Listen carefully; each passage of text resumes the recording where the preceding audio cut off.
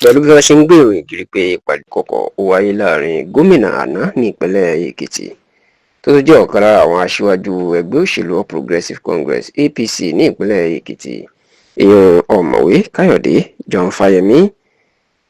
tí wọ́n ní ìpàdé ìkọ̀kọ̀ wáyé láàrin òun àti olùdíje fún ipò ààrẹ lábẹ́ ẹgbẹ́ òṣèlú People's Democratic Party PDP lọ́dún 2023 àtọdún 2019 ìyẹn Alhaji Atiku Abubakar tó tún jẹ́ igbákejì ààrẹ tẹ́lẹ̀ lórílẹ̀‐èdè yìí àti gómìnà àná ní ìpínlẹ̀ Kaduna Malam Nasir El-Rufai. Níṣe ni Fáyẹmí nípasẹ̀ agbẹnusọ ẹ̀ ló mà ti ṣàlàyé ohun tó ṣẹlẹ̀ láìnú ìpàdé tí wọ́n ló wáyé láàrin àwọn mẹ́tẹ̀ẹ̀ta tó ti sọ bí ọ̀rọ̀ ọ̀hún bó ṣe jẹ́ gan-an. Ẹ̀rọ náà ti pé láti bí ọ̀sẹ̀ mélòó kan sẹ́yìn ìní ẹnu ti bẹ̀rẹ̀ sí ní máa kún Fáyẹmí wípé ó ti ń bá àwọn adarí ẹgbẹ́ òṣèlú alátakò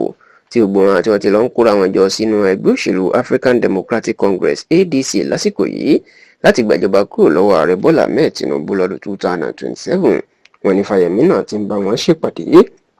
bó tilẹ̀ jẹ́ pé lọ́sẹ̀ tó kọjá Fáyẹmí ó fi àtẹ̀jáde síta níbi tó ti jẹ́ kó di mímọ̀ pé òun kò sí lára àwọn ẹgbẹ́ òṣèlú ADC àti pé gbangban lòún wà lẹ́yìn ààrẹ Bọ́lá Ahmed Tinubu àti ẹgbẹ́ òṣèlú APC. Ṣùgbọ́n tó jẹ́ pé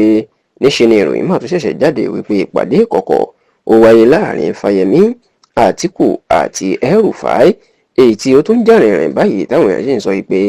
pẹ̀lú ohun tí Fáyẹmí ń sọ ajẹ́ pé kò sóòótọ́ ń bẹ̀ pàápàá bí àwòrán bí Àtíkù El-Rufai àti Fáyẹmí níbi tí wọ́n ti náà ti ń ṣèpàdé bó ti ṣe lù síta. Ṣùgbọ́n nígbà tó ń ṣàlàyé ọ̀rọ̀ yìí agbẹnusọ Fáyẹmí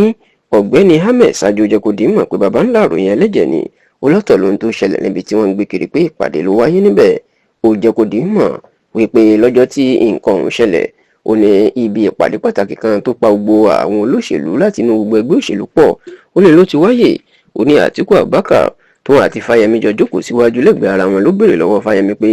nínú gbọ̀ngàn tó ti ṣètò náà ǹjẹ́ ó mọ ibi tí ilé ìyàgbẹ́ wà ìyẹn ibi tóun ti lè tọ̀. Ó ní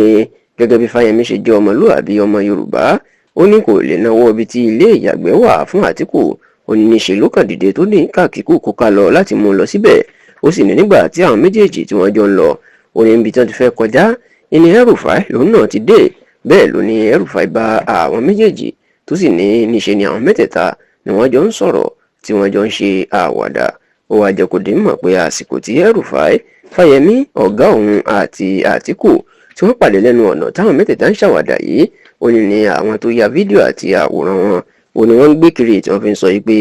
El-Rufai Fáyẹmí àti Àtíkù àwọn mẹ́tẹ̀ẹ̀ta ṣèpàdé tó sì ṣàlàyé pé nǹkan tó ṣẹlẹ̀ ni lòun ti sọ yẹn.